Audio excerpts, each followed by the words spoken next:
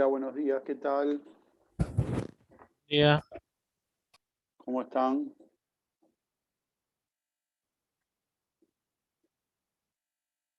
¿Todo bien? Bien. Bueno, me alegro.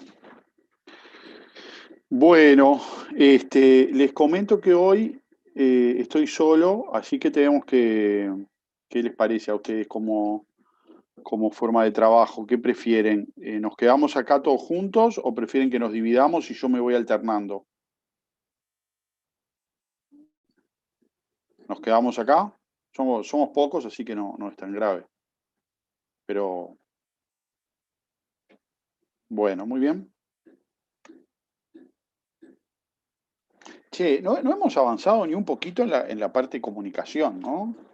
O sea, prender micrófonos, alguna camarita, algo, mirarnos un poquito, no avanzamos en eso.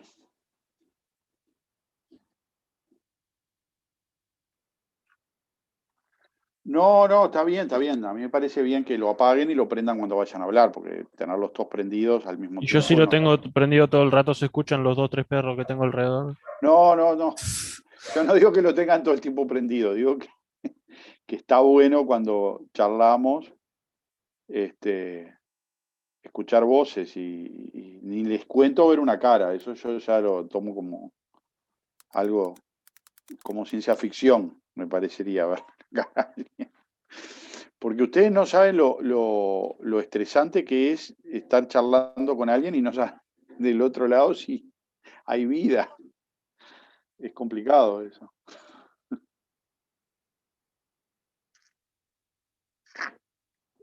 No, bueno, pero es que la idea, yo le digo la verdad, miren, yo hice este mismo experimento. Este mismo experimento de hacer un taller así, de charlar y de proponer consignas, etcétera, el año pasado en otro curso y funcionó muy bien, pero funcionaba bien en tanto pasaba eso, digamos, nos veíamos un poco, teníamos algún mecanismo de comunicación que nos permitía colaborar, digamos, entre los que estábamos con escribir algo, en fin, con pensar un problema, algo más cercano a imaginarse que estábamos juntos en un mismo espacio, digamos. Y ahí funcionó la gente, o sea, también con poca gente, ¿no? No es yo entiendo que es una experiencia para reducida, digamos, pero que tiene sus beneficios en la medida en que tengamos esas herramientas, ¿no? O sea, si está todo el mundo apagado y todo el mundo simplemente escuchando, entonces se transforma, se perdió un poco el efecto, ¿no? Y, yo termino haciendo ejercicio, terminamos haciendo ejercicio para dos o tres, digamos. No, no sé si es la idea original. Más bien me parece que se perdió un poco. Sí, claro, que además no tampoco era la idea mía, digamos, ¿no? Yo prefería hacer otra cosa. Pero bueno, ahora estamos, o sea, estaría bueno si ahora de repente nos tomamos la semana de turismo para ver si pueden ustedes mismos, ¿no? A la medida que me parece que va a mejorar la experiencia para ustedes, digamos. Si pueden buscarle la vuelta para tener porque es lo que les digo, si ustedes tienen, por ejemplo, una cámara y alguien tiene un pizarrón o, o monta la cámara del celular, si los que tienen computador y celular, digamos, usan la cámara del celular y la transmiten a la computadora, entonces pueden poner la cámara enfocando un papel, digamos, por ejemplo. Porque con la computadora eso no es fácil, pero con una cámara externa le pueden enfocar un papel y escribir en un papel y entonces entre uno le comenta lo otro y pueden, en fin, eso. Bueno, yendo a lo nuestro. Bueno, no sé, yo trabajé ayer, trabajamos bastante con un grupo de algunos de ustedes, que los veo acá de nuevo, pero no con todos, en los ejercicios estos de Supremo, etcétera. Me gustaría que antes que avanzáramos un poquito, me gustaría saber cómo estamos con eso, si pudimos terminar. Sobre todo me parece que acá hay una cosa que ustedes deberán haber notado, digamos, que la mayoría de estos ejercicios, yo lo comenté explícitamente, son ejercicios donde para resolverlos, primero, no hay cuentas, o sea, esencialmente no es lo que estamos acostumbrados, digamos, donde uno tiene que hacer cálculos, etcétera. Aquí prácticamente no hay cálculos. Sin embargo, hay que hacer demostraciones, digamos, o escribir con más precisión un razonamiento, un encadenado que permita una prueba de algo. Algunas veces hay razonamientos por absurdo, en fin. Son ejercicios que tienen su sofisticación, digamos, y sobre todo que requieren cierta precisión al escribirlos, digamos, ¿no? En el lenguaje, etcétera. Así que yo estimo que no son cosas que salgan inmediatamente, que todo el mundo las pueda hacer de una, porque son de este tipo de ejercicios que requieren, además de cierto entrenamiento, cierta templanza, porque hay que tener un poco de paciencia, no son cosas que uno salga, que no son cosas que salgan al primer intento, como a veces uno dice, bueno, tengo que resolver la raíz de una ecuación, bueno, hago cuentas y me puedo equivocar, el borro, yo qué sé. Pero acá hay que hacer un razonamiento un poco más fino, que a veces a uno no se le ocurre de primera la idea y queda como bloqueado en blanco. Entonces ahí es donde interviene, me parece a mí, una especie de templanza que hace que vos te quedes frente al problema, pensándolo, tratando de buscar otro enfoque para que aparezcan ideas, ¿sí? Inspirándose en algo, mirando algo parecido, a ver si te inspira. Y que después que uno tiene una idea que parece que funciona, la tiene que concretar. Y concretarla implica escribir un razonamiento. Esto implica esto otro, entonces si pasa esto otro, etcétera, digamos, ¿no? Eso no es totalmente trivial y requiere, en fin, todas esas cosas que estoy comentando. Yo no sé si ustedes están de acuerdo conmigo, pero me gustaría escuchar eso y me gustaría en concreto que me contaran un poco cómo anduvieron. Si hay algo que quedó sin hacer, que valga la pena que revisemos, o si podemos comenzar a trabajar en el práctico de entrar en el tema gordo, digamos, del curso, que es el tema de las integrales.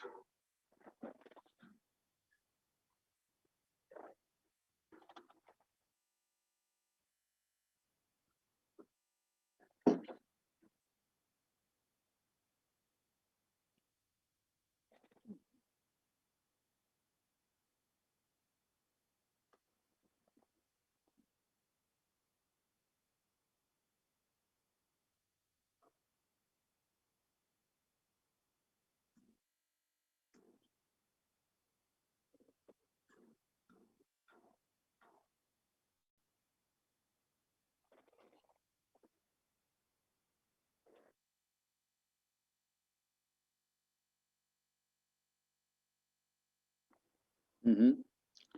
Los demás, ¿qué dicen? ¿Cómo estamos con el 3?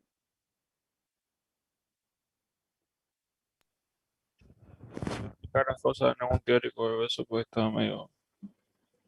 No sabía mucho cómo empezarlo. Al- No sé, lo miré apenas. Como no terminé lo demás prácticos, no. O sea, el práctico. ¿El de esta semana o cuál dijo? Pero capaz que me confundí. No, esta semana tendríamos El que empezar 4. el Atlético Claro, 4. claro, claro. No, Pero el 3 no no lo quiero, terminé. Estaba no haciendo algunas quiero, cosas, está pero bien, no terminé. pero mi pregunta es, ¿estamos avanzando? ¿Hay algo que hayan pensado que nos salió y que les gustaría que revisáramos un poco? ¿O están trabajando más lentamente y pueden seguir? Eso es lo que no tengo claro. ¿Qué dicen los demás?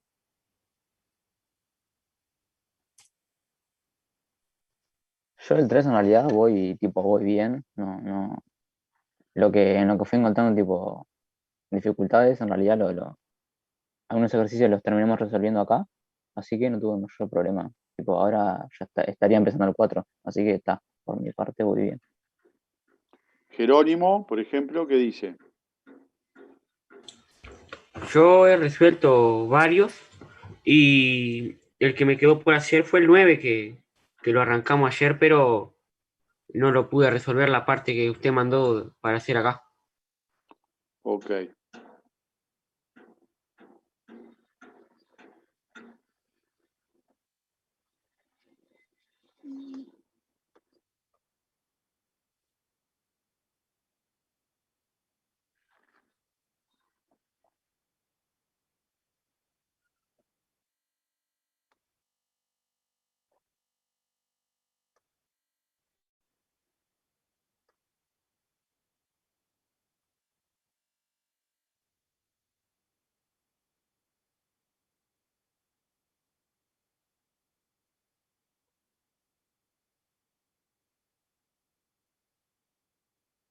Pero digamos, ¿por qué decir? No entiendo, pero digamos, vos en el ejercicio 5, perdón, voy a compartirlo acá.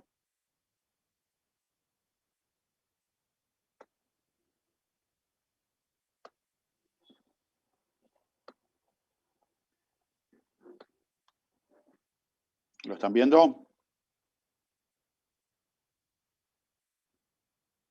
Bueno, entonces lo primero que me parece que tendrías que hacer, a ver, si un conjunto es finito, estamos claros que el supremo, el ínfimo, y cuáles son las definiciones del supremo y el ínfimo y del máximo y del mínimo.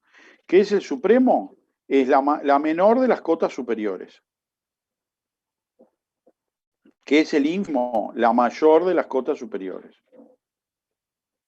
Entonces, si vos tenés un conjunto, por ejemplo, formado por un solo elemento, bueno, es muy fácil ahí saber. Si tenés un solo elemento, ¿cuál va a ser el máximo? ¿Cuál va a ser el mínimo? ¿Cuál va a ser el ínfimo? ¿Cuál va a ser el supremo? Un solo elemento.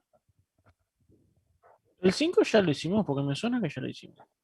Bueno, seguramente sí, porque la mayoría están pensando en los últimos problemas. Yo estoy contestando esto sabiendo que es para muy particular de Micaela, que está más Ahora que lo atrasada, leo, pero este, lo que digo es que si vos tenés un conjunto que tiene un solo elemento, naturalmente todos los conceptos ahí van a coincidir. O sea, el supremo, el ínfimo. Entonces, si tenés una cantidad finita de elementos, va a pasar lo mismo, digamos, ¿no? O sea, no tienen por qué coincidir todos, pero el ínfimo será uno y el supremo será otro y coincidirán con el máximo y el mínimo. El más grande y el más chico. En ese caso es fácil, digamos, no veo cuál es la dificultad, es muy sencillo. Hay simplemente que leerla. Bueno, claro, pasa que una cosa que me parece que hay que pensar el ejercicio, sentarse con las notas al lado para tener la definición adelante y tratar de aplicarla. Ahora, en este,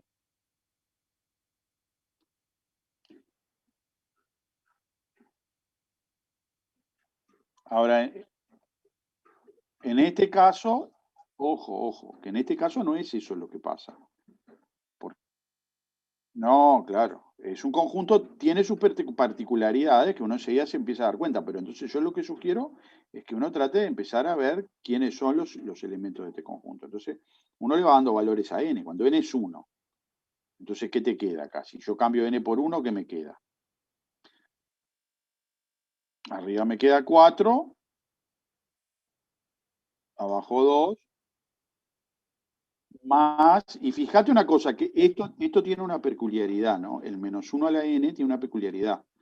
¿Qué pasa con menos 1 a la n cuando n va cambiando? ¿Qué valores va tomando? Va tomando 1 y menos 1, depende de la paridad del n, ¿no? Cuando el n es impar, queda menos 1, y cuando el n es par, queda 1, ¿no? Entonces, si empezás en 1, empieza con un signo negativo y alterna, ¿no? O sea que lo que va a pasar acá es que al término que te quede ahí, le vas a ir sumando o restando 1 según corresponda. ¿De acuerdo? Eso es lo que va a pasar. No, no va a tener fin, claro, no. Va a tener una infinidad de elementos. Y bueno, tenés que ver si hay supremo o no hay supremo. Primero que nada, tenés que ver si hay un valor más grande o no. Antes hicimos el ejercicio 4. En el ejercicio 4 también hay una cantidad de situaciones donde tenés un montón de... Los conjuntos están formados por una infinidad de elementos.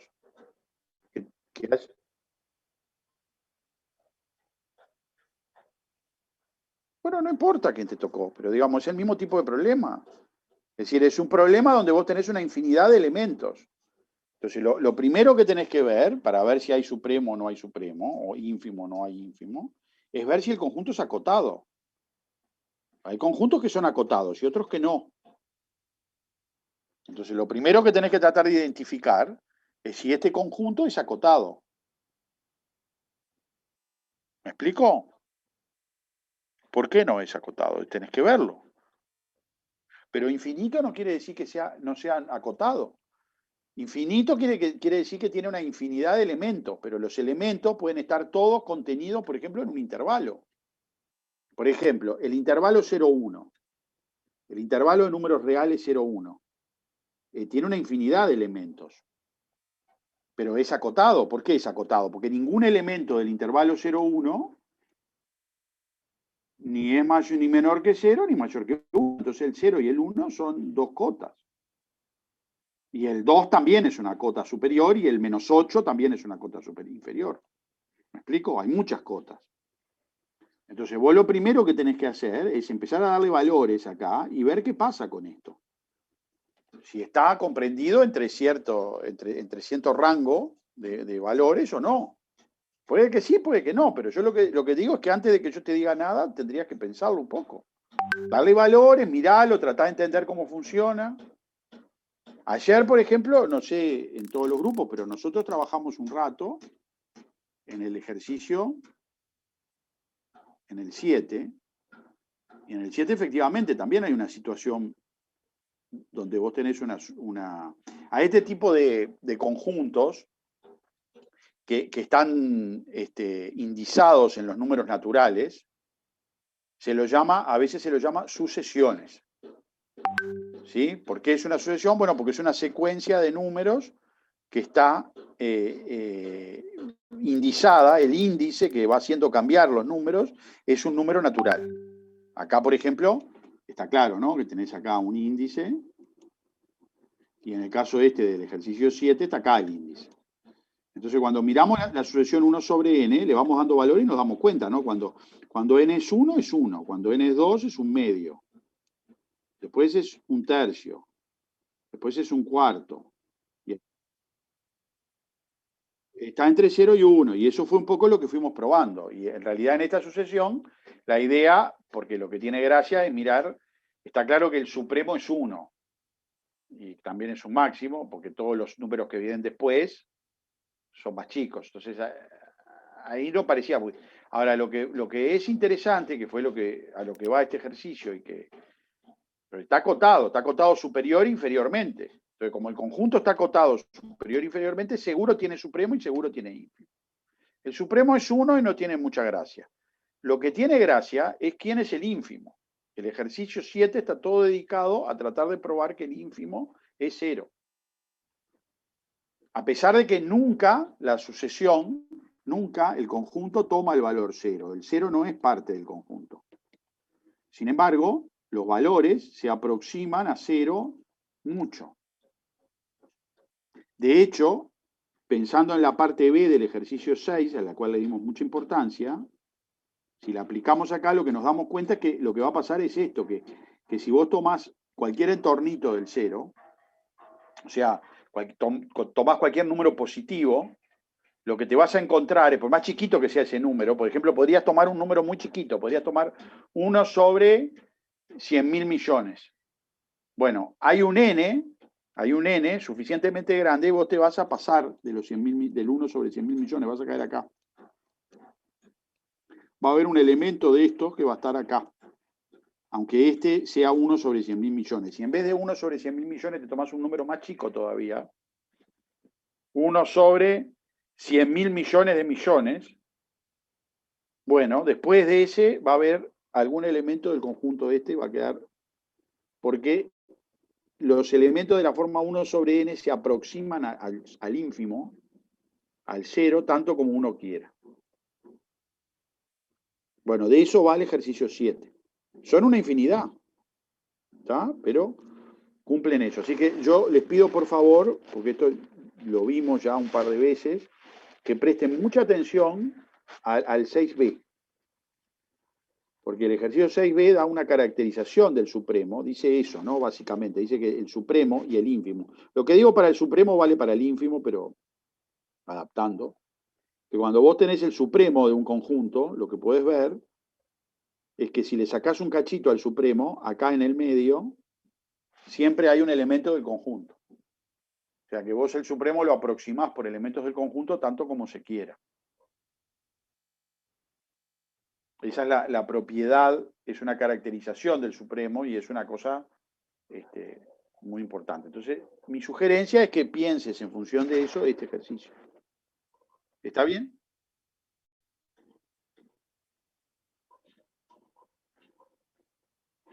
Bueno, pregunto. Me quiero correr un segundo acá. Ahora voy a borrar esto.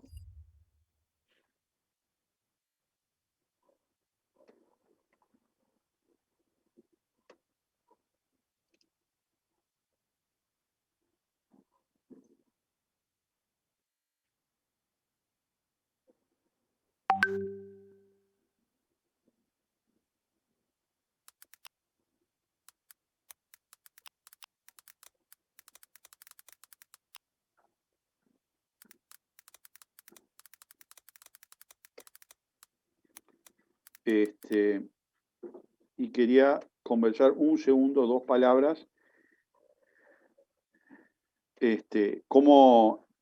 Quiero centrarles un poco la atención en el ejercicio 9 también. Algunos han pensado alguna parte del ejercicio 9, otros no.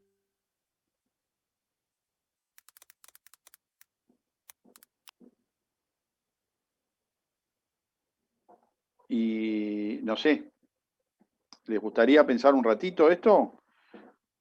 Por ejemplo, lo que estuvimos. ¿Qué dicen los demás? A ver. Yo no sé si, no sé qué piensan los demás, pero capaz que podemos ver el práctico 4.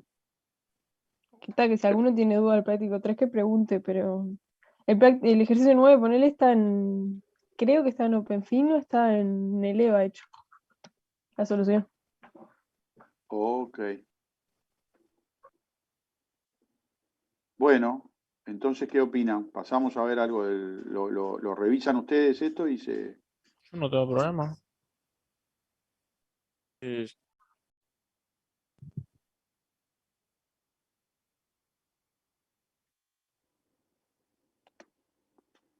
Bueno.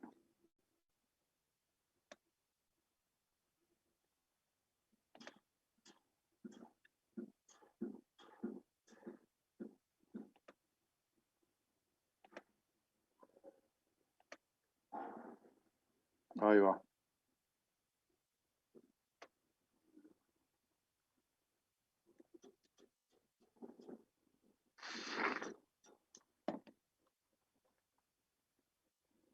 Bueno, capaz que es conveniente que yo haga una breve introducción sobre de qué va el cálculo de integrales, ¿les parece? ¿Pueda valer la pena?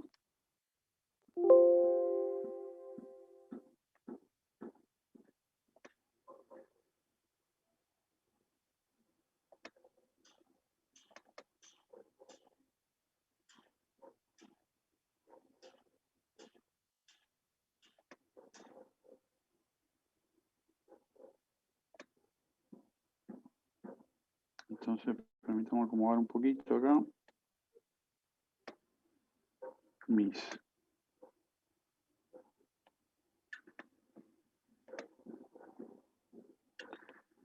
cosas. Dejo el chat acá prendido por si alguno me habla por acá. Bueno, muy bien. Entonces, a ver, ¿de qué se trata el problema de cálculo de integrales? Bueno, el problema de cálculo de integrales es un problema muy antiguo. Yo la verdad que no sé si el comentario histórico que hay, hay algunos comentarios históricos en las notas que no sé si son del todo precisos, pero en fin, alguien los escribió ahí.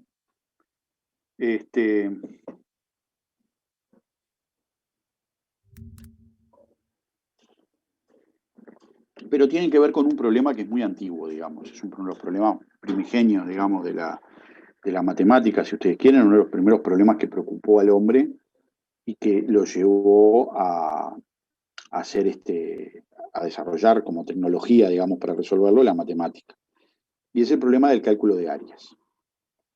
El cálculo de áreas es un problema que nosotros conocemos, no sé, de la escuela probablemente, porque, pero que si uno lo piensa de un poquito, trata de desentrañar qué significa calcular áreas, se da cuenta que no es tan sencillo.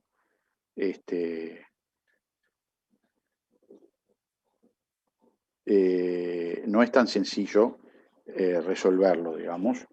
Y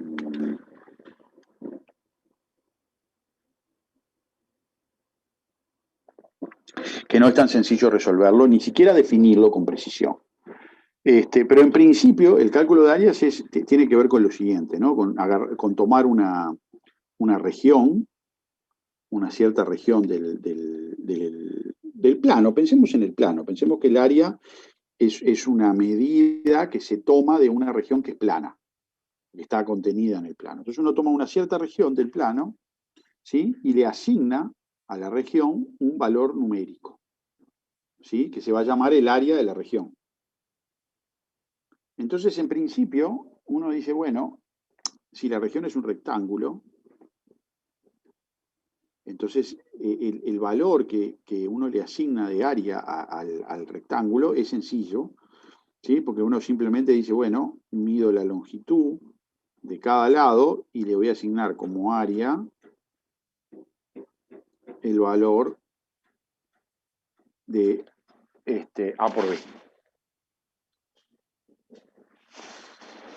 Enseguida uno se da cuenta que si la región se parte en pedazos, ¿sí? Por ejemplo, si yo parto esta región en dos pedacitos así, de modo que esto sea C, por lo tanto esto sea B menos C, ¿sí? Entonces cada uno de esos pedazos debería tener un área, y si la unión de ambos pedazos da el pedazo grande y no hay solapamientos, debería ser razonable que digamos, si esta región tiene un área prima y esta región tiene un área A2 prima, que el área total debería cumplir con esto.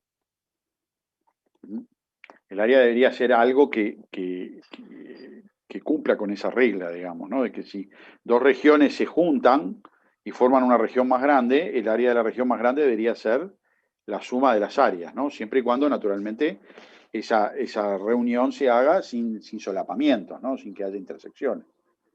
Si no, estaríamos contando dos veces una intersección, ¿no? Si sumamos. ¿Se entiende lo que digo, no? Bien, entonces, sea lo que sea el área, debería cumplir con esta regla. ¿Sí? Debería cumplir con esta regla. Bueno, ¿por qué digo que uno mira el ejemplo del rectángulo y enseguida dice, qué tontería este problema, ¿no? Está claro que si vos haces eso, ¿no? Le asignás a un rectángulo como área el lado por ancho, entonces se va a cumplir, digamos, ¿no? Se va a cumplir, porque fíjate que vos agarrás y decís, bueno, el área A', ¿cuánto valdría? Si fuera lado por ancho, sería A por B menos C. Y el área A segunda, ¿cuánto sería? Y bueno, sería A por C. ¿Sí? Entonces, esto lo puedo calcular, porque me da AB menos AC, y esto me daría AC, y naturalmente, si los quiero sumar, perdonen que tengo que mover esta barra que me quedó acá, si se me ocurre sumarlos,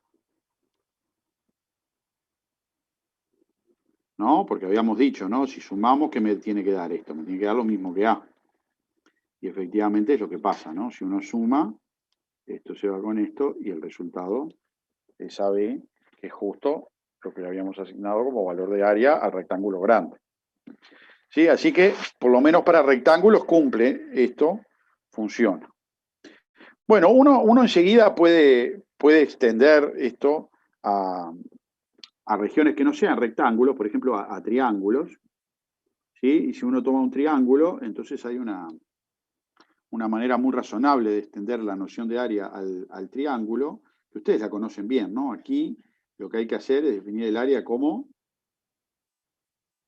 simplemente base por altura sobre 2.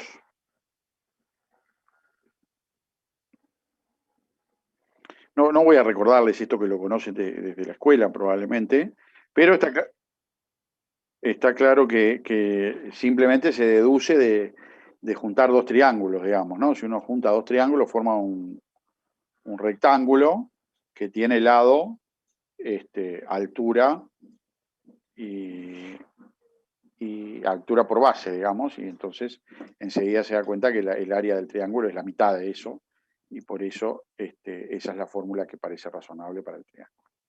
Después que uno tiene definido qué cosa es el área de un triángulo, entonces hay una familia grande de regiones donde se puede extender. ¿Por qué una familia grande de regiones? Porque si uno toma una región cuyo borde sea una línea poligonal, entonces no es un problema de geometría que no es muy difícil el observar que una región de este tipo siempre se puede dividir en triángulos. Entonces, en triángulos disjuntos, ¿no? Entonces, si vos tenés una región poligonal, la dividís en triángulos, la triangulás, se dice a veces, y como el área de los triángulos la sabés calcular, simplemente sumás eso y tenés definido que es el área de una región poligonal. Entonces, ¿por qué tanta historia con esto de que el área es algo no totalmente trivial de definir? Bueno, porque está claro que uno enseguida se da cuenta que las regiones del plano no son solo poligonales. Las poligonales son un montón, pero enseguida uno se da cuenta que hay figuras que encierran regiones geométricas que encierran regiones que no son poligonales, ¿sí? Que pueden ser muy sencillas, pero yo creo que enseguida uno dice, bueno, agarro un círculo. ¿Qué quiere decir alfa? Como alfa, como la región alfa. Sí, o más fácil todavía, un círculo, ¿no? Agarro un círculo y digo, bueno, caramba, ¿cómo haría yo para asignarle acá un número que fuera su área, digamos, a un círculo? ¿Sí? O si todavía fuera peor, como señala Micaela, y fuera una región como alfa, como la región esta, que es una región cuyo borde es una curva, pero ni siquiera es una curva muy regular, digamos, sino que es una curva cualquiera, un camino así cualquiera, que envuelve una región, ¿sí? O cómo haría, digamos, Biden para comprar alfombra, digamos, ¿no? Por ejemplo, que tiene que comprar una alfombra para su oficina, el presidente Biden probablemente tenga dificultades para resolver el problema de decidir cuántos metros necesita de alfombra. Porque está claro que el señor trabaja en un lugar donde su oficina tiene una forma ovalada. Entonces, si necesita comprar alfombra, naturalmente tendrá que medir el área de su oficina y no parece tan claro cómo hacer eso. Bueno, este problema entonces, que como les digo era un problema muy viejo, porque no sé si por las alfombras, pero por ejemplo, sí por otros muchos problemas prácticos que ustedes se imaginarán, desde hace muchos siglos, incluso muchos miles de años, el hombre está interesado en calcular áreas de regiones. Las que son poligonales no parecen un desafío muy, muy difícil, pero las regiones de áreas no poligonales sí parecen ser un desafío importante, incluso hasta para definir qué cosa es el área. ¿Sí? Bueno, entonces, enseguida surgió la idea de decir, bueno, un área es lo siguiente, ¿no? Yo mido el área de esta manera, agarro una región conocida que tenga una... ¿Cómo mido una longitud, digamos, ¿no? Me inspiro en esa idea, ¿cómo mido una longitud?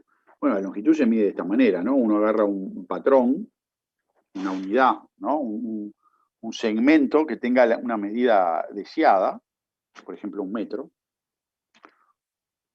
Ustedes saben cómo es eso, ¿no? Hay una barra de un metal muy particular que está guardado en un lugar especial, bajo condiciones muy rigurosas, ¿sí?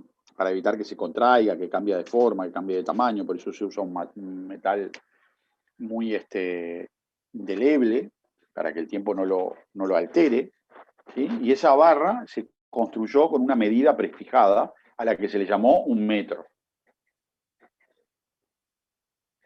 Entonces ese patrón, al que arbitrariamente le llamamos 1 metro, ha servido como unidad de medida. Entonces cuando yo quiero medir una longitud, ¿qué es lo que hago?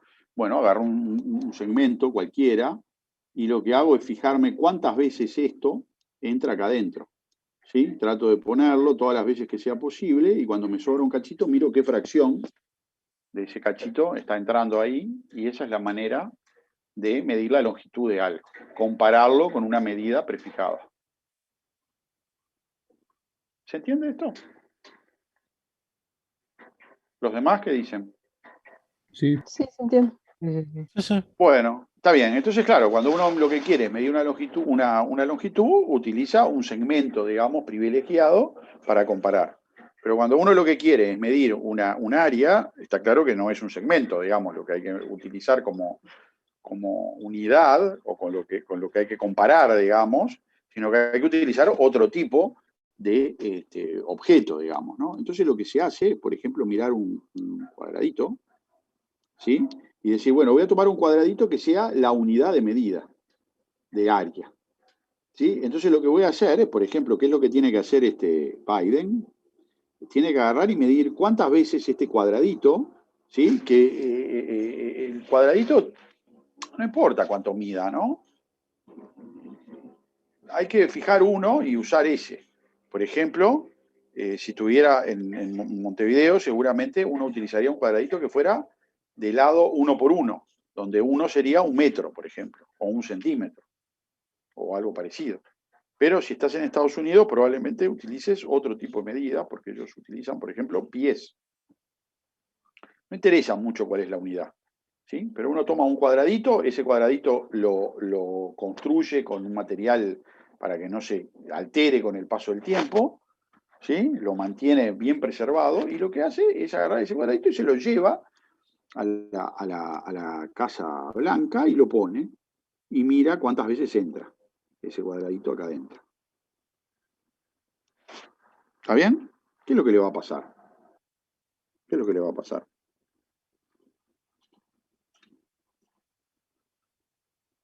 Si uno agarra y mete cuadraditos, baldositas de estas, ¿no? Yo qué sé, como quieran llamarle, con esa medida que podamos llamar unidad, pueden ser pies, pueden ser, no importa, pulgadas, cuadradas, no interesa, centímetros, cuadrados, no importa, pero uno tiene esas baldositas, se lleva un montón de baldositas de esas y embaldosa toda la oficina del presidente de Estados Unidos. ¿Qué va a pasar cuando uno haga eso? No le va a ser exacto para medir los bordes de la Y en los alfombra, bordes va a profe. tener problemas, ¿no? Le va a entrar un montón, ¿sí? Pero cuando se empieza a arrimar a los bordes le va a pasar esto, ¿no? Seguramente le pase algo así, ¿no? Entonces va a tener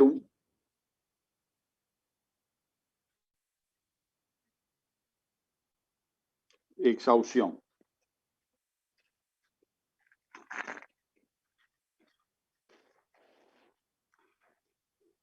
Sí, pero la técnica esta de aproximar una cosa con pedacitos se llama exhaustión. Los pedacitos pueden sobrar o pueden faltar. Hay un cálculo por exceso y un cálculo por defecto. Pero la técnica de calcular partiendo en pedacitos se llama exhaustión.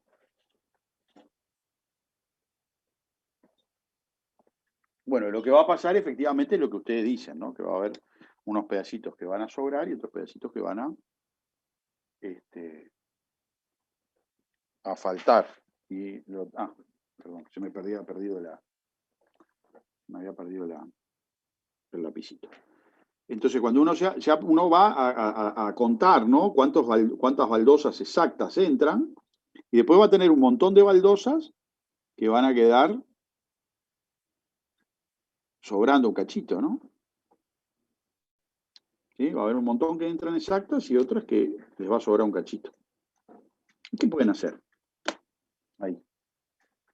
¿Qué pueden hacer con todas esas baldosas que les sobra un cachito? ¿Qué se podría hacer?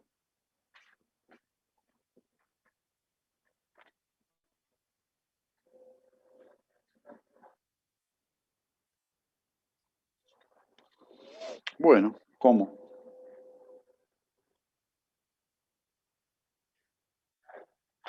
Bueno, eso podría ser una buena idea, ¿no? Agarrar el cuadradito ¿no? La unidad esta, original, y en vez de tomar esto, tomar un pedazo de esta unidad. ¿Sí? Por ejemplo, Micaela sugiere la mitad de la unidad. Otro podría decir, bueno, ¿por qué tomar la mitad? ¿Por qué no tomar un décimo, por ejemplo? Nosotros en el mundo, iba a decir occidental, pero no sería cierto, digamos, ¿no? En el mundo no anglosajón solemos dividir algo en décimos, digamos. En el mundo anglosajón vieron que son un poco más complicados y cuando quieren tomar una parte, una fracción, no parten en 10, sino que parten en 17, yo qué sé. Lo cual complica todo, ¿no? Vieron que ellos usan unidades que son raras porque toman pies y los pies se dividen en pulgadas, etcétera, y la pulgada no es una fracción del pie. Exacta, digamos, no es ni un décimo, ni un medio, ni un cuarto, es una fracción rara. ¿Sí? Pero bueno, ellos siguen esas convenciones y están acostumbrados. Pero digamos, sea como sea que partimos, la idea podría ser tomar unos cuadraditos más chiquitos, de modo que, por ejemplo, estos cuadraditos entren una cantidad fija de veces en el cuadrado original. Por ejemplo, podríamos dividir en 10 cada lado y tomar un cuadradito que tenga un área que sea una centésima parte, ¿no? De la original. Entonces podríamos ir y decir, bueno, embaldosemos todo con los cuadrados grandes y en los cachos que falta, en vez de poner cuadrados grandes, pongamos cuadraditos de estos chiquitos, ¿sí? Y contamos, ¿sí? Bueno, entran tantos cuadrados grandes y después, cuando no entraron más cuadrados grandes, empezamos a contar cuadrados chiquitos. ¿Cuántos cuadrados chiquitos pudimos poner? ¿Sí? Entonces uno dirá, bueno, ¿cuánto mide la oficina oval? Bueno, 47 con 32, donde 47 son la cantidad de cuadrados grandes que entran y 32 la cantidad de cuadraditos chiquitos que entran. ¿Pero qué va a pasar aunque ponga cuadrados chiquitos? Aún así va a haber un área que no va a estar medida. Inmediatamente uno dirá, bueno, si quiero más precisión todavía, ¿qué es lo que podríamos hacer? Bueno, obviamente volver a partir del cuadradito chiquito otra vez en unidades más chiquitas todavía y así sucesivamente. Podemos seguir este proceso naturalmente, en principio, teóricamente, lo podemos seguir ad infinitum. Dividiendo cada vez en unidades más pequeñas y venir con un microscopio y así seguir. ¿De acuerdo?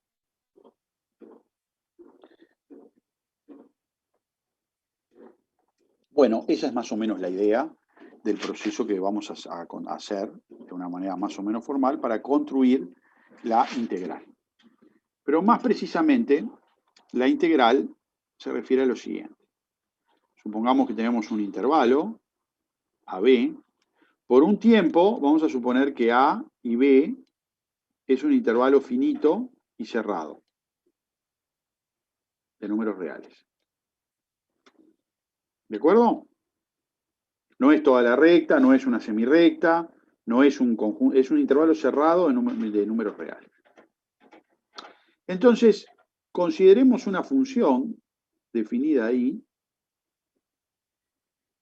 cuyo gráfico podría ser algo de este estilo.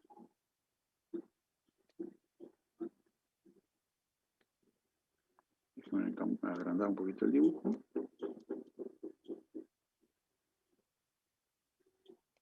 acuerdo? El gráfico de la función podría ser algo de este estilo. Entonces, ¿cuál es la intención inicial? Bueno, la intención inicial es que queremos medir el área de esta región.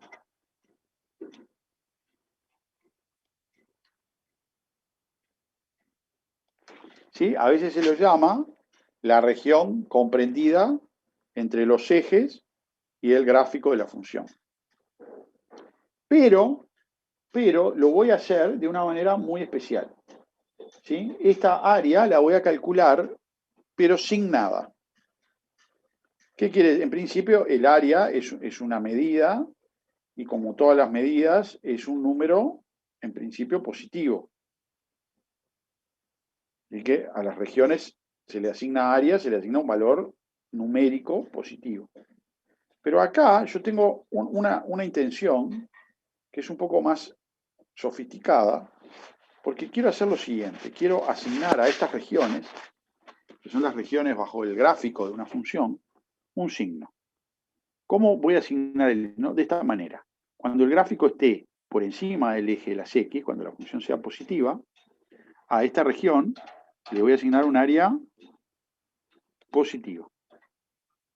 Pero cuando las regiones estén por debajo del eje, cuando el gráfico esté por debajo del eje, a esta región le vamos a asignar un área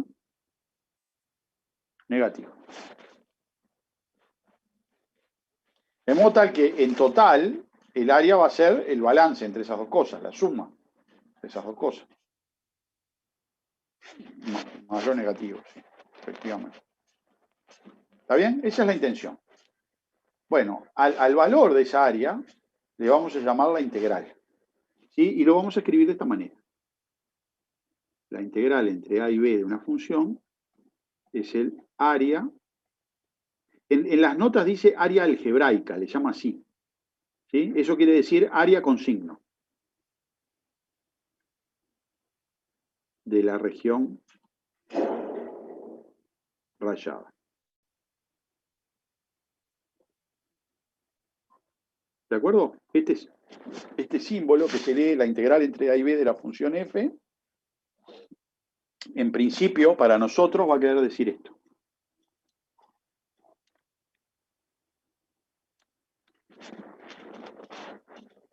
Claro que la frase esa que está puesta ahí entre comillas, no está puesta entre comillas por un giro poético mío, sino que está puesta entre comillas porque no es muy claro qué significa, ¿no?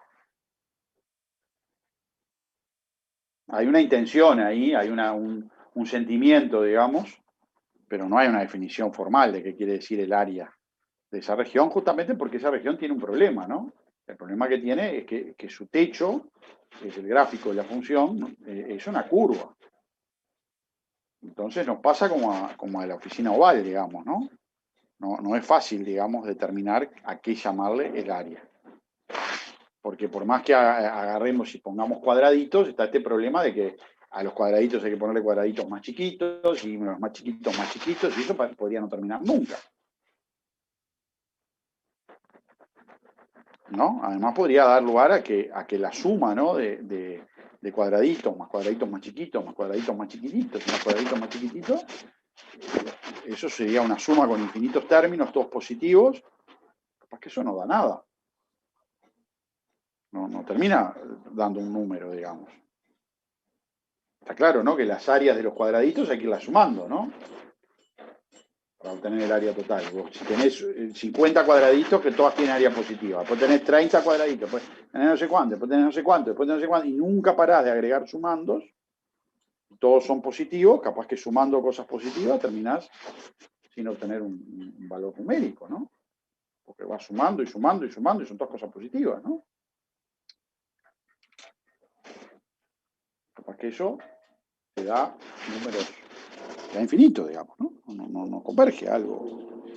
No lo sé, pero no es nada claro, digamos, qué significa el área de una región como esa que está rayada ahí. Bueno, pero si significara algo, eso es lo que yo quisiera que sea la integral.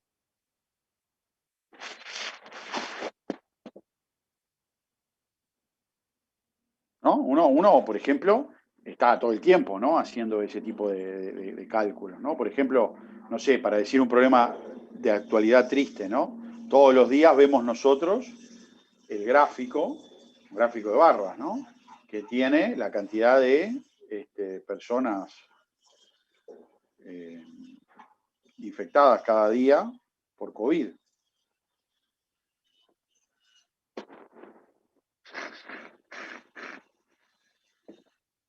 ¿Sí? ¿Están acostumbrados a ver eso?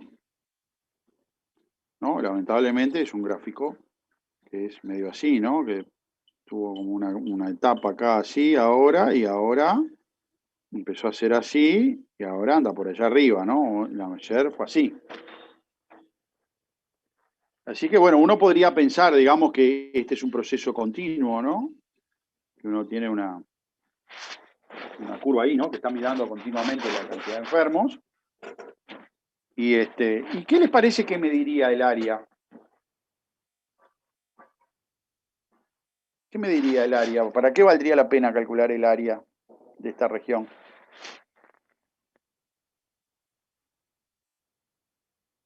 ¿Sí? ¿Qué valdría? La media, a ver, ¿qué opinan otros?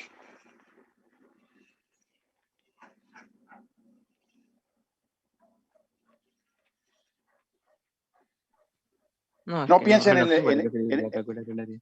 ¿Cómo? No sé qué encontrarías calculando el área. ¿No? ¿No sabés? Vamos a pensarlo No, un segundo. Imagínate que es el gráfico de barras. Imagínate que es el gráfico de barras. ¿Sí? Que vos graficás. Por ejemplo, el día 1, ¿no? Vamos a hacerlo sencillo, ¿no? Supongamos que tenemos 5 días. El día 1 hubo 10 enfermos. ¿Está bien? Hacete un gráfico de barras, ¿no? Que tenga ancho 1. Día 1, 10 enfermos. Día 2,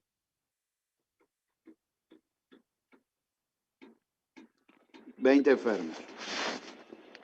Día 3, 30 enfermos. Si yo calculara el área de esta región. Te da el total, ¿no? Sí, me va el total, claro. Me va el total de enfermos. Claro. Eso.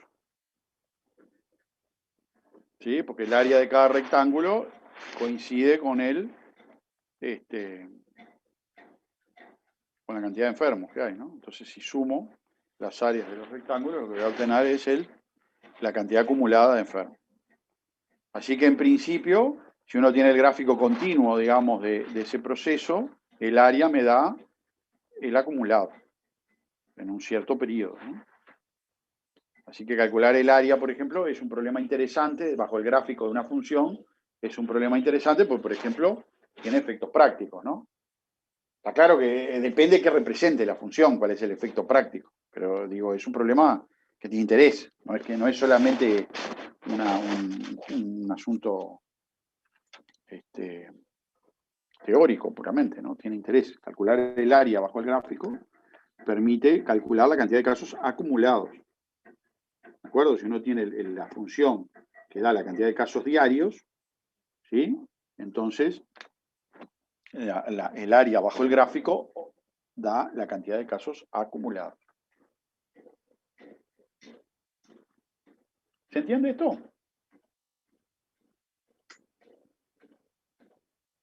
Sí, sí, sí. Bueno, entonces, yo no voy a hacer esto porque lo van a ver con cuidado en el fin, digamos, pero sí les comento lo siguiente. Cuando uno tiene una función así,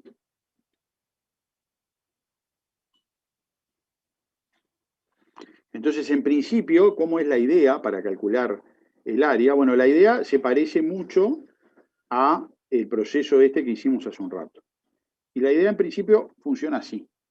Uno dice, bueno, una primera aproximación al área se puede construir de esta manera, mirá.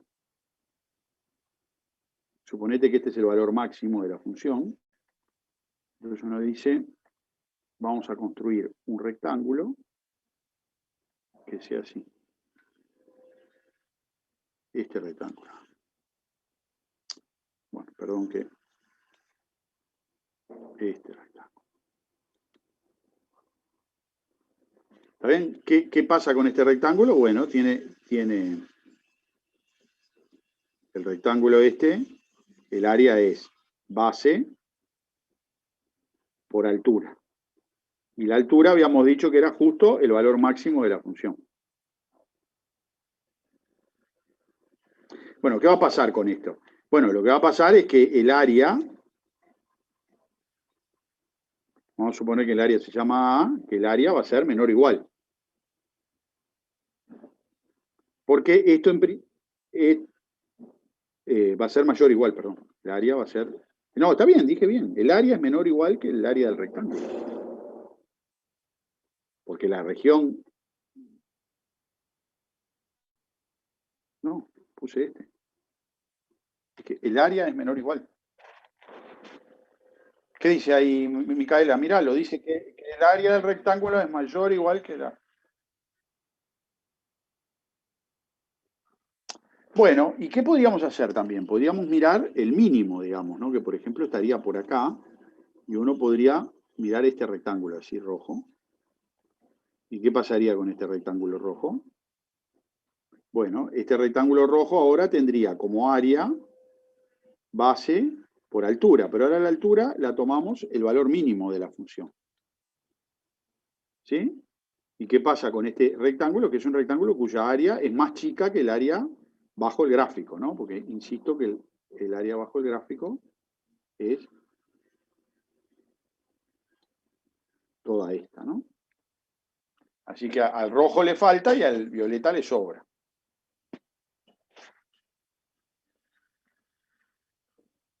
Bueno, naturalmente que la distancia entre esto y el área sería un número que estaría entre medio de esos dos, pero claro, la diferencia entre estos dos puede ser enorme, entre el rojo y el violeta. Así que el valor de A puede estar calculado ahí, es un número entre esos dos, pero hay mucho margen, ¿no? Puede ser muy, muy poco. Bien, entonces, ¿cómo sigue este proceso para ir mejorando el valor de A? El proceso sigue haciendo lo siguiente. ¿Qué les parece si nosotros, por ejemplo, partimos esto a la mitad? Si partimos a la mitad, puedo cada mitad, aproximarla con la misma idea. ¿Sí? Con algo por exceso y algo por defecto. Pero miren lo que pasa con el... Si yo miro solo la primera mitad, la mitad de la izquierda, ¿qué va a pasar con el valor del máximo? Cosa que se ve claramente ahí en el dibujito. ¿Qué va a pasar con él? Va a ser más chico que el original, ¿verdad? Entonces, este pedacito de acá lo aproximo con este rectángulo, que es un poco, ¿sí? Gano todo esto, ¿no? Gano todo esto. Mejoro la aproximación en eso. ¿Sí? Y en cambio, ¿qué va a pasar con el mínimo? Bueno, acá justo nada. ¿Sí? ¿Qué pasa con el máximo en la otra mitad? Bueno, justo nada. El máximo quedó igual. ¿Sí? Pará, déjame terminar con esta idea. ¿Qué pasa en la otra mitad con el mínimo? Sube. Así que en una mitad el máximo bajó y en la otra mitad el mínimo subió. Entonces, esto de aquí, ¿sí? La aproximación mínima del lado derecho mejora. Es un poco mejor. ¿Por qué es un poco mejor? Porque ahora tiene en cuenta todo ese pedacito rayado. En cambio, la aproximación máxima de aquí mejora porque... Entonces, ¿qué hago ahora? Bueno, tomo la suma, obviamente, ¿no? Entonces, ¿qué voy a sumar? Voy a sumar el área violeta, que es esto, más esto, ¿y qué va a ser? Un poquito más aproximada. En cambio, cuando sume las áreas rojas, voy a sumar como área roja el área de este pedazo más este pedazo. Y obviamente el área roja va a ser un poquito más grande, el área violeta un poquito más chica, y la distancia entre estas dos cosas va a mejorar. ¿Qué me decías, Micaela?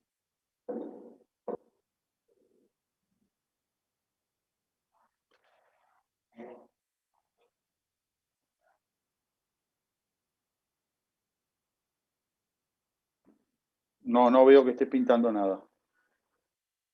Ah, sí, ahí está. Sí.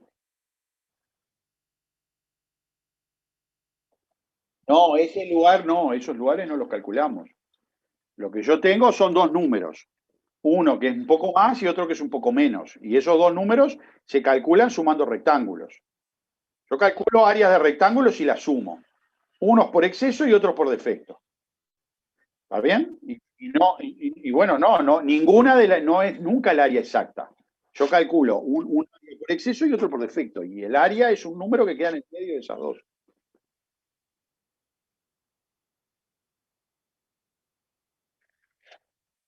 Bueno, está.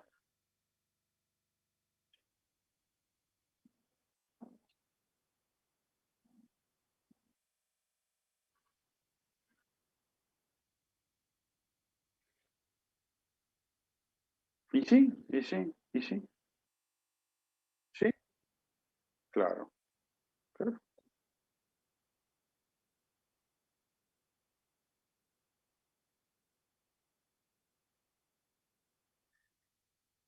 Porque tenés que esperar el final, Micaela, tenés que esperar.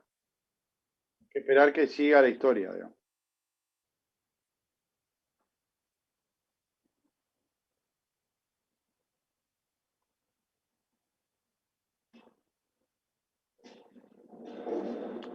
Tenés que esperar porque, digamos, ¿qué es lo que uno observa en este segundo paso?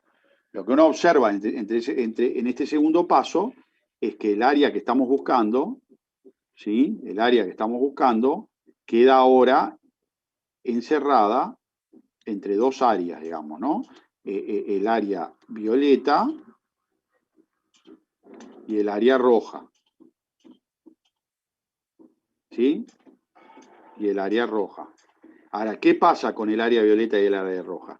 En el segundo paso, cuando yo partí a la mitad, mejoraron. ¿Qué quiere decir que mejoraron? Esta creció, la roja creció, y la violeta se achicó. ¿Y por qué eso mejora? Porque la distancia entre ellas, si una decrece y la otra crece, la distancia entre ellas se achica. Por lo tanto, el número buscado queda encerrado entre dos números más próximos entre sí.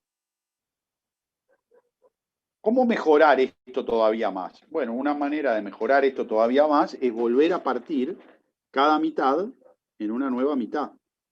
¿Y qué pasa si vos partís cada mitad en una nueva mitad? Bueno, de nuevo vuelve a pasar lo mismo, ¿no? Mirás este pedacito y ¿qué te encontrás acá?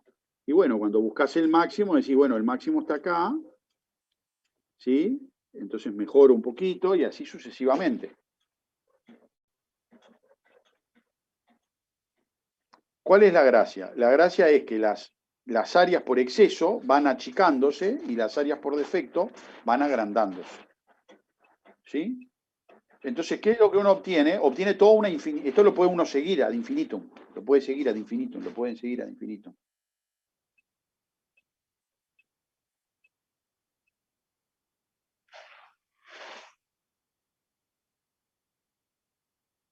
No, la integral es un número, no es una fórmula, es un número. La integral es un número.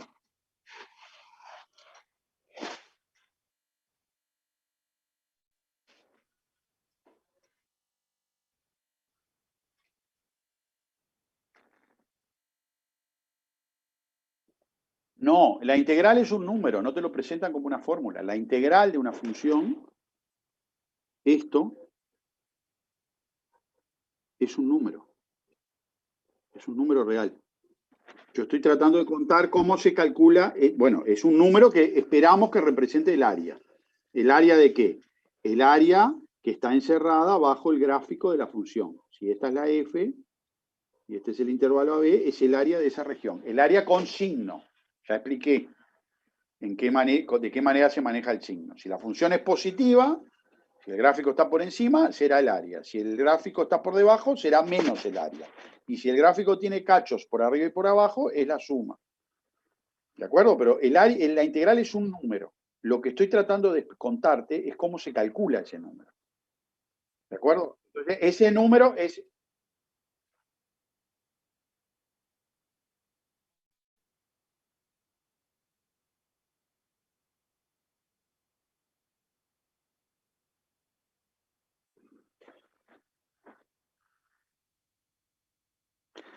Bueno, No, no es una fórmula. No, no es la representación, es el valor que tiene el área, no es la representación del área, es el valor que tiene el área. Estamos tratando de dar una definición de cómo asignarle un valor de área a una región de estas. Eso es lo que estamos tratando. Por ahora no hay ninguna definición. ¿Por qué no hay ninguna definición? Porque lo que estoy contando hasta ahora pasa lo siguiente. Tenés un número, el negro, que está entre dos números. Pero ¿cuántos números hay entre el violeta y el rojo? Hay un montón de números entre el violeta y el rojo. Porque el valor violeta es un valor, el valor violeta es un valor que está por acá, y el valor rojo es un valor que está por acá. Entonces, en el medio, ¿cuál es el A? Este negro. ¿Cuál es el A negro? No sabemos cuál es. Puede ser cualquier número que esté por acá. Entonces, ¿cómo hace uno para que quede determinado un único número? ¿Cómo haces para que te quede un único número? Entonces, una cosa que uno dice, bueno, ¿qué pasa si yo vuelvo a repetir el proceso? ¿Qué quiere decir volver a repetir el proceso? El intervalo AB original lo partí a la mitad. Bueno, ahora que me quedaron dos mitades, ¿qué pasa si cada mitad la vuelvo a partir en una mitad? Entonces, de cada uno de esos cuartos ahora, uno calcula el área del rectángulo por exceso y el área del rectángulo por defecto. Entonces consigue una nueva aproximación, sumando esas cuatro áreas. ¿Qué pasa con esa nueva aproximación? Bueno, vuelve a pasar lo mismo. El valor rojo crece. ¿Por qué crece? Porque el mínimo en cada pedacito o es el mismo que el original o es un poco más grande. No puede ser más chico. Entonces la altura de los rectangulitos rojos, algunos van a quedar iguales y otros van a subir. Entonces cuando sume todas las áreas de los rectángulos voy a obtener un número un poquito más grande. ¿Y qué pasa con los violetas? Son los máximos las alturas. Los máximos en cada pedacito, por ejemplo, míralo acá, ¿qué va a pasar con el máximo? Bueno, acá el máximo baja. O queda igual o baja. Lo que no va a pasar nunca es que suba. Entonces, cada rectangulito va a tener área o la misma que antes o un poquito más chica. Entonces, la aproximación violeta va a mejorar. Y así sucesivamente. ¿Cuál es la esperanza? ¿Cuál es la esperanza? La esperanza es esta, mira, que las aproximaciones por defecto formen un conjunto cada vez más grande, que sea así, y que las aproximaciones por exceso formen un conjunto cada vez más chico, que sea así. ¿Qué pasaría si ocurre eso? Que las áreas por exceso y las áreas por defecto se empiezan a aproximar de esa manera. Pasaría lo siguiente, que aquí quedaría definido un único número, que sería el valor de la integral.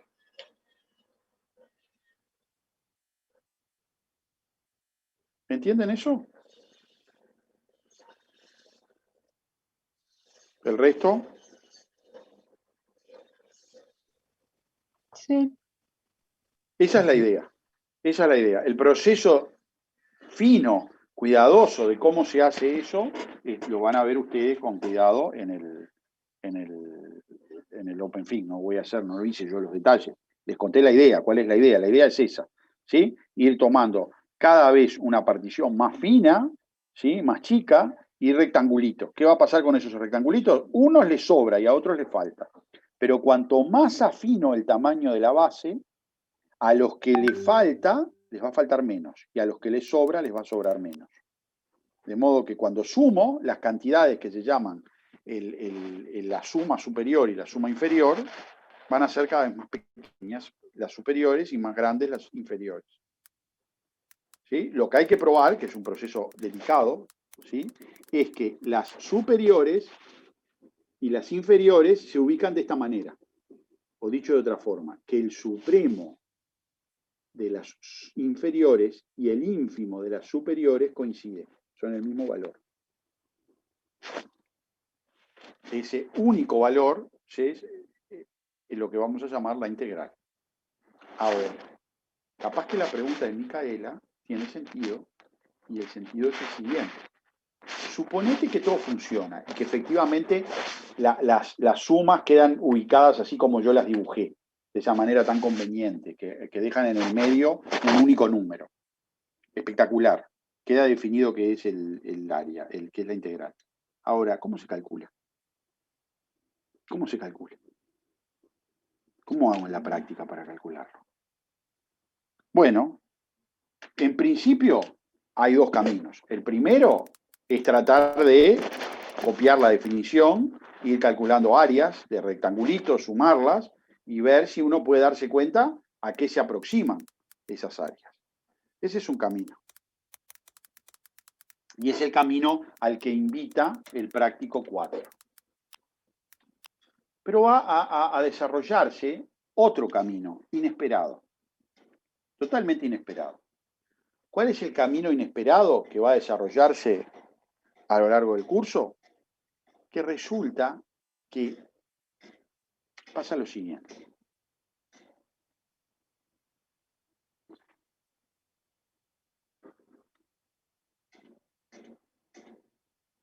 Suponete que uno mira esto. El área acumulada hasta X.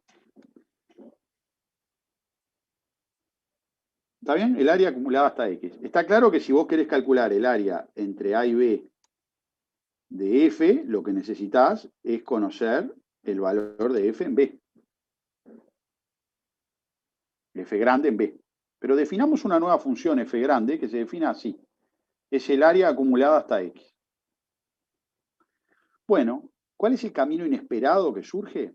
Es el siguiente. Esta función, la función F grande, es una función en principio, imagínate, totalmente desconocida, ¿no? Que voy a conocer esto para cada X y no puedo calcularlo ni para un... ¿No? ¿Cómo calcular eso? No tengo ni idea de quién es la función F grande. Ni a palos puedo saber qué fórmula tienen. Sin embargo, si uno la mira con cuidado, la función F grande tiene propiedades interesantes que son fáciles de descubrir. Una de las propiedades que vamos a descubrir es la siguiente. Cuando la función f chica es positiva, ¿sabes lo que le pasa a la f grande? ¿Qué le pasa a la f grande? ¿Cómo es la función f grande cuando la f es positiva? ¿Se dan cuenta? ¿Qué pasa si yo agarro, por ejemplo, un x' acá más grande que x? ¿Cuál va a ser el valor de la f grande? ¿Cómo va a ser? Grande. Más grande. ¿Sí? Va a pasar esto. Cuando x' es más grande que x, va a pasar esto. Y cuando a una función le pasa esto, ¿cómo se dice que es? Cuanto más grande el x, más grande la función. ¿Cómo se dice que es la función? Creciente. Creciente, creciente. Así que siempre que la f sea positiva, la función f grande va a ser creciente. En cambio, si la f es negativa, imagínate que la f es negativa. ¿Qué va a pasar? Porque se acuerdan que el área la medimos con signo. ¿Qué va a pasar con la f grande si la f es negativa? Cuanto más grande la x, más negativa va a ser la f, ¿no? Por lo tanto, va a ser una función Decreciente. decreciente. Entonces, caramba, hay una relación entre el signo de la función f chica y el crecimiento o decrecimiento de la función f grande. ¿Y ustedes alguna vez vieron algún tipo de situación así? En que el signo de una función tenga que ver con el decrecimiento o crecimiento de otra función. ¿No? Cuando ¿Nunca? veíamos la derivada. La derivada. Claro, claro. ¿Se acuerdan qué decía esa propiedad? ¿Qué pasaba? ¿Quién indicaba qué cosa? ¿A quién le estudiábamos el signo? A la La función derivada. original. A la derivada. Y cuando la derivada era positiva, ¿qué decíamos? De Que crecimiento, que era una función. Que la que f, ¿no? ¿Se acuerdan que pasaba eso, no? Pero nosotros teníamos una situación así, teníamos una f y una f', ¿no? Cuando la f' era positiva, la f era creciente. Y cuando la f' era negativa, la f era decreciente. ¿Sí? ¿No será que la f es la derivada de la f grande? ¿No será eso? ¿No será que pasa eso? Estaría buenísimo que pasara eso, ¿no? Porque si pasara eso, la función f grande, que ni a palo la sé calcular, la podría relacionar con la f chica. ¿Cómo se relacionaría con la f chica? Bueno, se relacionaría de esta manera. La f chica, que es la que tengo, nosotros no estamos acostumbrados a esa situación, ¿no? Porque nosotros, ¿cuál es la situación que estamos acostumbrados? ¿Cuál es el dato que nos dan?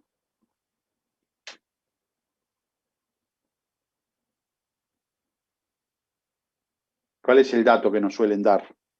¿Cuál es la función que conocemos? Y la f chica, perdón, la f, la que conocemos es la f, y la que calculamos es... La que calculamos, ¿cuál es? La derivada. La La derivada. f chica. ¿No? Entonces nosotros nos dan una f chica y le calculamos la derivada. Acá parece que la situación es al revés. Que la que conocemos, que es la f chica, es la derivada de otra. Y la que desconocemos es la otra. Bueno, pero capaz que podemos como dar vuelta a la tabla de derivadas, ¿no? Pues nosotros tenemos una tabla que tenemos la f y la derivada de la f. Capaz que acá lo que hay que hacer es dar vuelta a la tabla de derivadas, porque parece ser que la situación es al revés. Bueno, ese sorprendente hecho lo vamos a analizar más adelante y va a ser el que nos va efectivamente a permitir construir un mecanismo, una técnica para calcular integrales. No vamos a calcular integrales por la vía de hacer estos rectangulitos y sumarlos, ¿sí? Sino que vamos a calcular las inversas de las derivadas, porque efectivamente la f grande es una función tal que su derivada es la f chica, y si sabemos calcular la f grande, la evaluamos en b y podemos calcular la integral. Así que ese es el resultado sorprendente que no estaba en los planes y que se llama el teorema fundamental del cálculo. Ese teorema, ese descubrimiento que vincula el cálculo de áreas con el cálculo de derivadas, es un resultado muy viejo del siglo es un resultado del siglo XVIII que se debe a Leibniz y Newton. Son dos matemáticos que llegaron a lo mismo por vías distintas. ¿Sí? Newton es inglés y Leibniz es alemán. Pero los dos, en principio colaboraron, después se pelearon y tuvieron una disputa grande, pero en principio colaboraron y descubrieron lo mismo, la relación entre el problema de calcular áreas y el problema de calcular derivadas. De alguna manera, uno es como el inverso del otro. ¿Sí? Entonces, la técnica que vamos a desarrollar para calcular integrales va a ser la técnica esta de hacer como el proceso inverso de calcular derivadas y después evaluar. ¿Sí? Van a ver que ese proceso es toda una artesanía, es bien artesanal. Hay que agarrar muchas mañas para poder. Es mucho más complicado calcular esto al revés, es más fácil calcular derivadas que calcular este proceso al revés. ¿Sí? Pero eso lo vamos a ver más adelante. Por ahora, el práctico 4 está dedicado a entender este proceso de definición de la integral. Y por eso, permítanme mostrarles un poquito y guiarlos.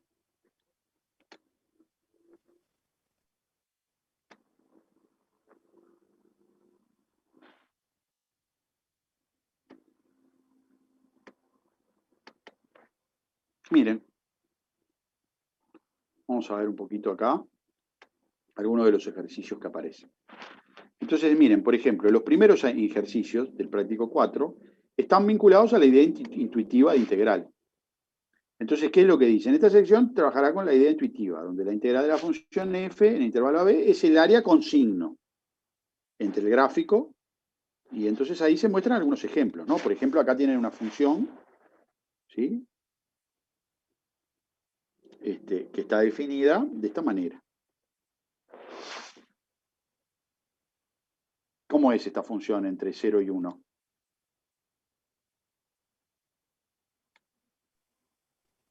continua. Es continua, es verdad, entre 0 y 1 es continua, pero además de continua, ¿qué pasa? ¿Cómo es el Positiva. gráfico? Es positiva Constante. y es constante, ¿está bien? Entonces acá en este caso el gráfico es una línea horizontal. Y acá, entre 1 y 3, también es constante, ¿no? Acá pega un salto, pero es constante. Entonces, el área encerrada bajo el gráfico va a ser la suma del área acá más el área acá. ¿Es fácil de calcular? Por supuesto, acá es muy fácil de calcular porque es simplemente calcular el área de dos rectángulos. De hecho, este es un cuadrado. De hecho, son dos cuadrados en realidad, ¿no? Esto tiene área 1, esto tiene área 2 por 2, ¿verdad? Tiene área 4, 4 más 1, 5. Así que la integral de esta función valdría 5. ¿Qué pasa acá? Bueno, este pedacito, ¿no? Entre 0 y 2 descuenta. Así que el área acá, como es con signo, vale ¿cuánto? ¿Ven la mano, no? Lo que estoy señalando. Sí, sí, se ve. Valdría -2. Menos 2. Menos 2. Y acá, este pedacito de acá, 2 valdría... positivos. Sí, No. no está dicho hasta cuándo, ¿no? Acá no dice hasta cuándo. Ah, es. bueno, está. Inventaron un 2 y que quiere decir. Ok. Pongamos que es hasta 4 y entonces valdría 0, ¿no? Sí, abajo te lo dice. En la integral abajo te dice que 0 a 4 es 0. Así que Sí, bueno. te supone que es un 4. Ok. Bueno, así que de la misma manera de eso, se pide calcular en el ejercicio 1 los valores de las integrales para las funciones que están dadas ahí. ¿Te puedo hacer una consulta? Sí, En claro. el 1H, no sé. Tengo que hacerlo, no entiendo. En el 1H, Tipo, sí, porque como son números, es pi y eso. no, pero fíjate que eh, acá lo que dice es la parte entera, ¿no? sí. El corchete recto es la parte entera. Ah, está. Tienes que quedarte con la parte entera, ¿no?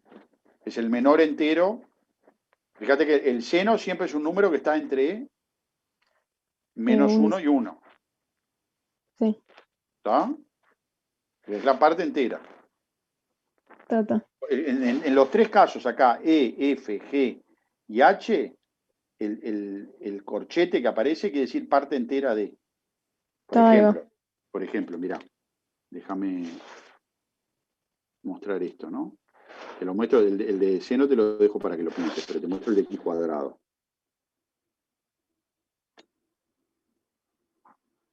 ¿No? Vos tenés la función x cuadrado acá, ponés en la parte positiva. ¿Sí? Entonces, fíjate, acá es 1, vale 1, ¿no? ¿Está bien? Sí, y 2, 4. Acá es raíz de 2, así que ahí vale 2. ¿Se entiende? Sí, ¿Sí? Por acá está raíz de 3, y ahí vale 3. ¿Está? Etcétera. Entonces, fíjate, ¿cómo es la función parte entera? La función parte entera es así, ¿no? Entre 0 y 1, la parte entera acá va a ser 0. Entre 1 y raíz de 2, la parte entera va a ser 1. Entre raíz de 2 y raíz de 3, la está, parte ya entera entendí. va a ser 2, Está, etcétera. gracias. ¿Está? Ahí va. Entonces tenés que graficar esta función, digamos, ¿no? Esta es la que tenés que graficar. Que la graficás a partir de la otra. ¿Está bien? Sí, sí, sí, sí. Dale, gracias. Bueno, en el caso de acá, en el caso de la parte 2, del ejercicio 2, digo algo parecido, ¿no? Porque fíjate que ahí sí hay una fórmula, como reclamaban recién, ¿no? En el ejercicio 2 hay una fórmula, ¿ven? Pero el ejercicio 2 te da una fórmula para calcular la integral que está basada en una idea geométrica, ¿no? Porque la función que se considera en el ejercicio 2 es una función, no tiene números, no tiene letras, pero es una función lineal, ¿no? De tipo lineal. O sea que es una función cuyo gráfico es algo de este tipo. ¿Estamos de acuerdo?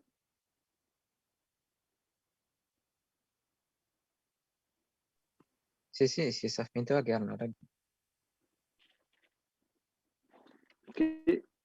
Entonces, bueno, entonces la región va a ser un trapecio, ¿no? En general. Esta es la región. Entonces, lo que hay que hacer es tratar de calcular el valor del área de esa región. Y verificar que va a dar esto que está acá. ¿Está bien?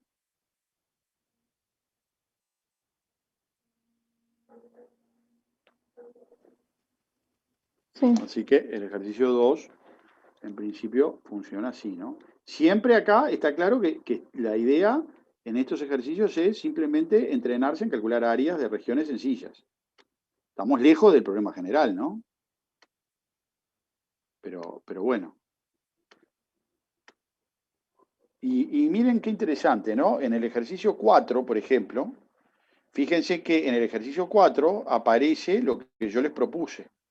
¿Sí? Lo que está graficado ahí, F1, F2, F3, F4, F5, ¿lo están viendo? Sí. Son las funciones F chicas. Y lo que se pide es que ustedes estudien la función F grande. ¿Quién es la F grande? Es lo que está dicho ahí, ¿no? Es el área acumulada, ¿no? Por ejemplo, acá, fíjense en lo siguiente, por ejemplo, vamos a hacerlo en el ejemplo 2. ¿Está bien? Suponete que vos tomás X acá. Entonces la F grande de X acá, la F2 de X, es el área de este triángulo. ¿Está bien? Que va a tener como altura F2 de X y como base X. ¿Me explico?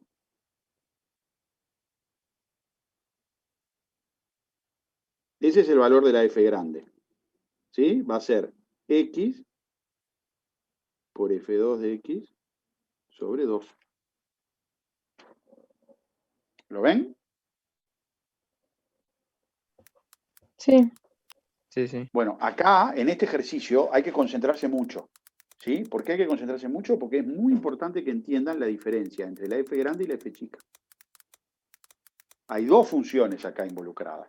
Está la F chica, que es la que te dan, y la F grande, que es el área acumulada entre el principio y X. ¿De acuerdo? Y está bueno entender cómo hay una relación entre la F chica y la F grande. La F grande, bueno, la conocés, no tenés una. Bueno, en algunos casos van a ver que se puede calcular explícitamente, pero en general no va a ser fácil calcular el valor de la F grande. Si supieras calcular el valor de la F grande, si tuvieras una fórmula explícita en términos de la F chica, entonces sería muy fácil calcular la integral, porque la integral entre A y B es simplemente evaluar la F grande en B. ¿Se entiende? Bueno, la idea de estos ejercicios, el 4, el 5, es analizar la